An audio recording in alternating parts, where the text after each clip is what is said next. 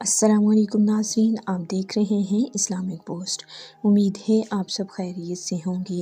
ناظرین، آج میں آپ کو امتحان میں فتح اور کامیابی کے لیے ایک مجرب وظیفہ بتا رہی ہوں، لیکن ناظرین یہ سب جاننے کے لیے ہمارے ساتھ آخر تک رہیے گا۔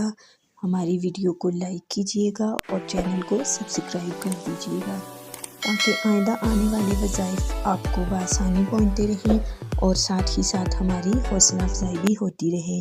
تو ناظرین آغاز کرتے ہیں۔ ناظرین، امتحان آپ کے سر پر ہیں اور آپ نے امتحان کی کوئی تیاری بھی نہیں کی تو گھبرانے کی کوئی ضرورت نہیں، گھبرانے کی کوئی بات نہیں۔ امتحان میں کامیابی اور فتح کے لیے میں آپ کو سورہ انفال کی ایک آیت کا نہایت ہی آسان اور مجرب وظیفہ بتا رہی ہوں۔ ناظرین یہ وظیفہ نہایت ہی آسان وظیفہ ہے۔ سورہ انفال کی آیت نمبر 62، آیت نمبر 62۔ فَإِنْ حَسْبُكَ اللَّهُ هُوَ الَّذِي أَيَّدَكَ بِنَصْرِهِ وَبِالْمُؤْمِنِينَ، جس کا ترجمہ ہے فَإِنْ حَسْبُكَ اللَّهُ، بے شک اللہ تعالیٰ ہی تمہارے لیے کافی ہے۔ هُوَ الَّذِي أَيَّدَكَ بِنَصْرِهِ وَبِالْمُؤْمِنِينَ، یہ وہی ذات پاک ہے جس نے اپنی ذریعے تمہاری مدد کی اور مومنوں کے ساتھ تمہاری مدد کی۔ ناظرین یہ بہت ہی مجرب اور آسان وظیفہ ہے۔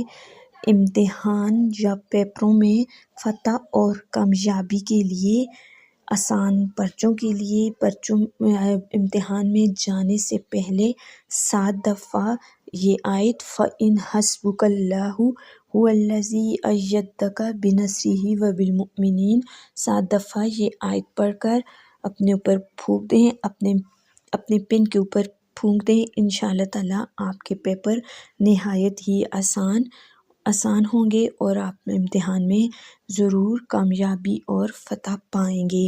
ناظرین یہ بہت ہی مجرب عمل ہے، جس نے بھی کیا اس نے امتحان میں فتح اور کامیابی پائی۔ تو ناظرین یہ وظیفہ کرنا مت بھولیے گا اور کمنٹ باکس میں اپنی رائے کا اظہار ضرور کیجیے گا۔ تو ناظرین ملتے ہیں ایک اور نئی ویڈیو اور ایک اور نئے وظائف کے ساتھ، تب تک کے لیے اللہ حافظ۔